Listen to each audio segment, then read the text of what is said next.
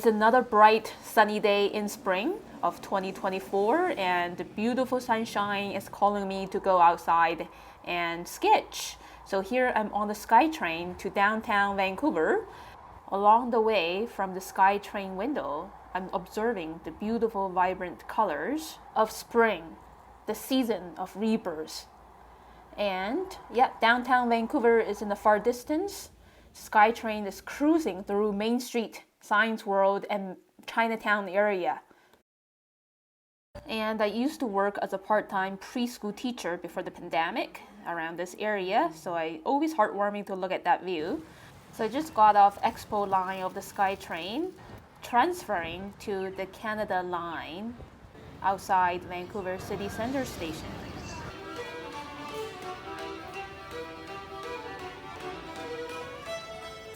Here I'm boarding the YVR airport direction. It takes about 3 minutes to get to Yaletown Roundhouse Station. So before the start of the pandemic, I used to work as a part-time preschool teacher for a child care association, and there are several preschools around here. Here I'm walking towards my favorite lunch place, and I ordered my favorite pad thai or stir-fried noodles in Thai style with milk tea. And before consuming my food, I'm gonna sketch with my Sailor's Fude fountain pen with a 55-degree bend tip. And the very first step of drawing, I'm gonna draw the ellipse shape, the contour outline of the opening of the big ceramic bowl, holding the noodles, the handle of the fork, the body part of the bowl, and the base. Now I'm starting to add these very loose strands of noodles and other veggies, the contour outline of the big pile of everything close to the brim of the bowl, and then filling the inside of this large pile shape with details, such as these strands of noodles entangled together along with the veggies in sliced shapes. So I'm using a very much blind contour drawing technique by just focusing on seeing the pile of things inside the bowl and barely looking at the paper to start judging what's coming on the paper, and then drawing these lovely details of florals on the exterior of the bowl, accentuate on the base. And that's it for the drawing of the bowl of noodles. Now I'm starting to draw the lid of the bottle, the neck, the shoulders, the length, the height of the bottle of Thai tea. The base is the bottom of a cylinder, nice and round, and the liquid line here, and the marks around the neck and the shoulder areas. So that's it for the drawing of my food and drink. Now I'm ready to paint with my 2 Holbein water brushes, a large tip and a medium tip one, and my Mungyo watercolor palette containing about 12 basic colors in here, starting with my large tip Holbein water brush, just wetting the overall pile with a diluted yellow ochre. Everything is sharing this nice saucy color of diluted yellow ochre. And then punching on some orange brown for the chicken pieces, clean my brush, and then put on some pink purple for the cabbage slices. Clean my brush and grab some lime green for the green onions scattered around there. Some more stronger orange browns for the skin of the chicken there, and some stronger royal purple for the cabbage slices. Now it's time to paint the first layer of Thai tea. This is a mix of yellow ochre and orange. As you can see, I'm leaving a little streak of highlight on the left side of the bottle vertically, blending on some red-orange on the right side to show a bit of shade. Now I'm just using some leftover bluish gray to paint to shade the bowl and the plastic area of the bottle. And the metallic fork handle has a more intense gray, same at the right side of the white cap. Putting on some red-brown for the right side of the bottle, because the left side we have the window and the daylight streaming in. So the right side of this bottle is shaded with more color variety and heavier tones or values of red-brown. Okay, now having fun painting these flowers on the ceramic bowl and intensify the shaded areas inside and outside the white bowl. Now it's time to have fun painting the shadows. Again, I'm using a bluish gray and blending on a purplish gray on top in higher intensity close to the bottom edge of the bowl and the bottle. And now it's time to enjoy my noodles. It's just the best noodles in town, in my taste. Now, after eating, I'm ready to sketch this mundane but beautiful, vibrant spring view outside the restaurant. So because it's going to be a pretty small urban sketch with a lot of details, I'm switching to my Sailor's Fude fountain pen with a 40-degree bent nib. I just drew a small frame. So I'm going to start with these vertical lines of electricity poles. And then these wires of electricity giving a sense of perspective. Yeah, just connecting these poles together with the wires. And these two electricity poles are dividing this urban scenery into slices. I'm going to start working on the slice on the very left first, filling in this area with eyeballing the sizes of the foliage, as well as the corner of a bus stop and shorter bushes and the tree on the bottom of this large evergreen tree. Some lovely little shrubs on the bottom, close to the sidewalk, and a car, giving a sense of proportion to this urban landscape. Yeah, so as I often mention in these tutorials, I always love to include foliage in urban sketches, because the urban landscape looks more alive with foliage. Now, as you can see, I'm just drawing the contour outlines of these buildings near and far. The larger ones, the wider ones are closer up. The smaller, skinnier ones are more far away. Okay, just focus on the contour outlines. Now, adding some more foreground details for these electricity poles and lamp posts, and some more foliage overlapping in front of the apartment buildings. Some shop fronts on the ground level. Okay, so now I'm going to move to another spot to work on the details, because that part is covered by cars stopping for the red light. Starting to add the details of window panels for this faraway apartment building. A lot of horizontal and short vertical lines for the window panels. Yeah, so this is how I see and summarize modern glass and concrete buildings. That's the first one.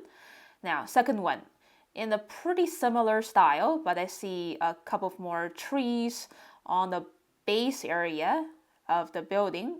Yeah, a lot of longer horizontal lines and shorter segments of vertical lines to define the window panels. Balconies quickly done on the side with tiny little squares.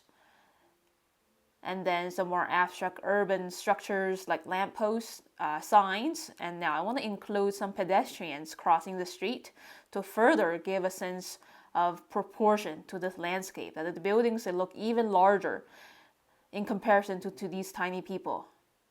The curve of the street. Some more foliage details on the bottom of this foreground building, shop fronts. The glassy parts are colored in with solid brown ink. And summarize the bottom of this building a little bit more, and then just move on. You don't have to capture every single detail that's there. It's okay to keep it blurry and not super duper defined. And adding these quick short vertical strokes for the window panels of this close-up apartment building.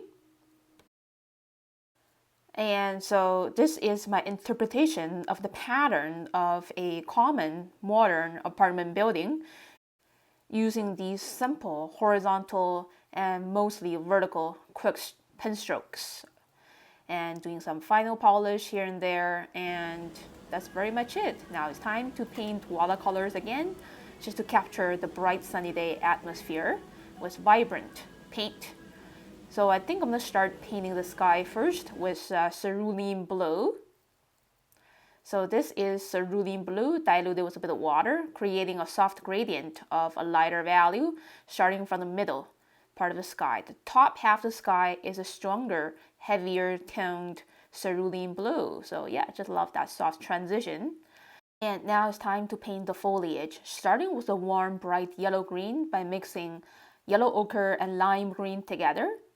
wet onto wet, some viridian green for most of the bottom halves of these trees, because the sun is very much in the very top of the sky at noon, so the top half of these trees are illuminated in general, and the bottom half is shaded.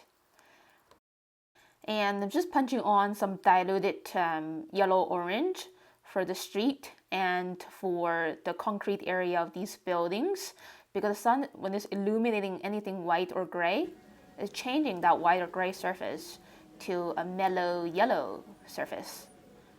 So a seemingly boring cityscape might look more interesting when you go in depth studying the details of lines and playing with colors. Now I'm punching on these shades of blue and green for the glassy areas of these buildings, playing with various kinds of turquoise, blue, and green. And at the same time, I'm considering keeping a good balance of warm and cold colors. So right now, this picture contains a pretty high ratio of cold colors. Now punching on this orange-brown for the shop fronts there on the bottom right. And I want to intensify the contrast as well. So this is viridian green mixed with burnt sienna, containing way less water compared to the previous layers, mostly for the bottom halves of these trees' canopies, just for a higher contrast. So these trees, they look more three-dimensional. And painting the big shadow here on the sidewalk from the trees and the urban structures using leftover gray in my palette, and painting those people. I also painted another quick layer of intense green for the foliage, so there's even higher contrast. Final polish, and that's it. Here is my quick little sketch of the urban scenery outside one of my favorite restaurants, and it will be a nice little memory to look back on to after many years. And now I'm walking to the other side of the SkyTrain station, and I'm seeing a lot of beautiful cherry blossoms along the street of Davie and Homer Street. There's an abundant number of cherry trees around these two blocks. And here I'm outside Cuckoo Coffee. It's my first time here, and the owner has a lovely bulldog. So I ordered a cup of matcha latte and sitting inside, because outside the sun is too strong shining on the paper of my sketchbook. And so I really want to capture the people sitting outside the window.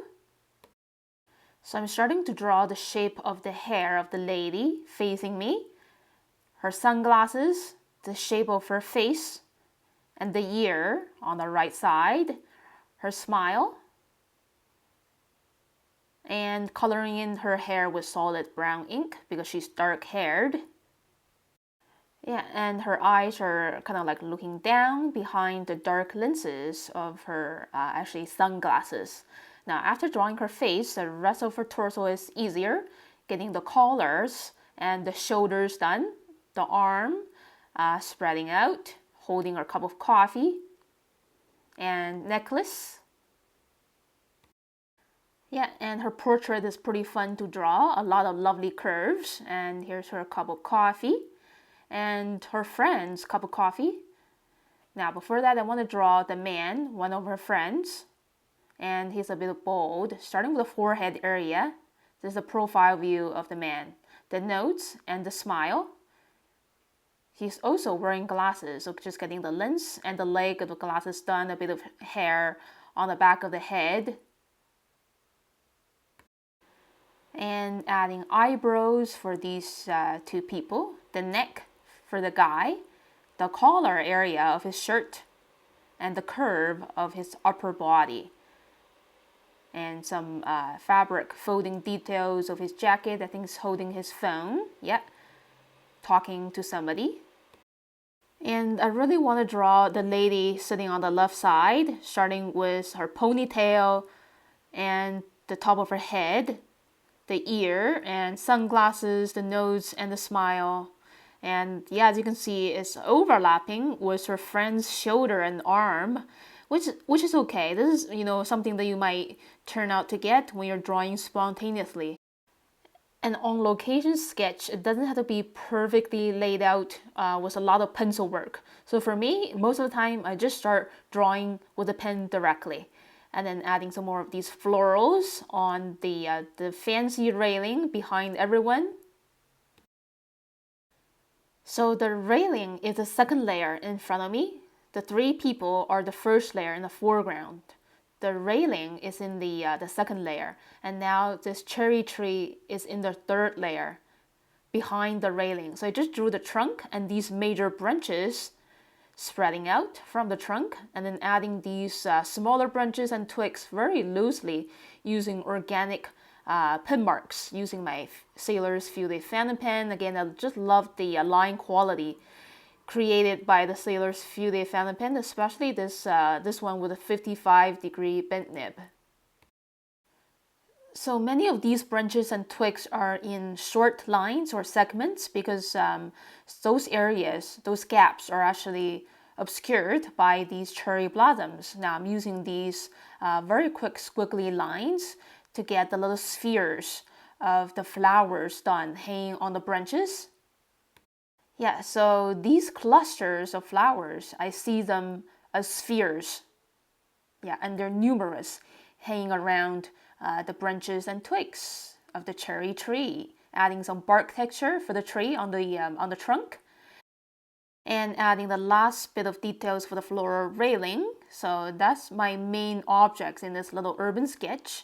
Last little bits of clusters of flowers. Now for the building, which is the grocery store and the car parked on the side of the street, I just want to keep the lines and forms really loose and light, minimal amount of details to establish a sense of space in an easy way. And here's the look of my finished line work. And it's time to paint watercolors loosely again. So I think I'm going to start painting the cherry blossoms first, starting with a pretty diluted version of permanent red, a color that is pretty similar to quinacridone rose and magenta. Second layer, the same color, permanent red, containing a little less water, so there's a little bit of contrast. And just having fun splashing this color on with bold brush marks. So for each brush mark, I'm trying to use different hand pressures, so each dot, it looks different from one another. And just let the brush dance on the surface of the paper. First layer are pretty light diluted raw umber for the trunk and the branches. And skin color is pretty easy to get using watercolors. So basically I mix red and orange together, diluted with a lot of water to get a pretty realistic skin color. For the cheek areas, more concentrated red. And next layer for the trunk and branches, raw umber containing less water, and just making sure the trunk and branches is pretty intense, supporting the strong cherry blossoms. And for the building on the other side of the street, the grocery store, I'm using diluted yellow ochre with some leftover raw umber to create a warm, cozy atmosphere in the background. And a bit of leftover gray to shade a tiny bit of the bottom part of the building. Another quick layer of intense brown for the trunk and branches. Shade the front of the car. The top of the car is exposed to the sunshine. And for these people's outfits, I don't remember exactly the colors of their shirts and jackets, but I just want to get playful. So for this lady, I'm mixing purple and blue together. This one, teal, turquoise, and blue. And for the man, I remember I think his jacket is black. So playing with muted blues and purples. And I want the colors on their outfits to echo with the cherry blossoms, especially the lady sitting in the middle. I want her shirt to be kind of reflecting or mirroring the colors and shades of the cherry blossoms, and paint their hair. I want to just do another quick layer of a bit more intense pink purple for the cherry blossoms. And that's it. Here is a look of my finished sketch and a narrative of my day in Yaletown, one of my favorite places in Vancouver. And the cafe owner's little dog is coming to me to say hi. Yeah, he's kind of adorable. So thank you so much for watching this video, everyone. If you like it, please click like and leave me a comment below. Subscribe to my channel for weekly updates. So I update my channel with 2 fresh new videos every week. I will see you around in the next video very soon, everyone. Enjoy your week. Bye.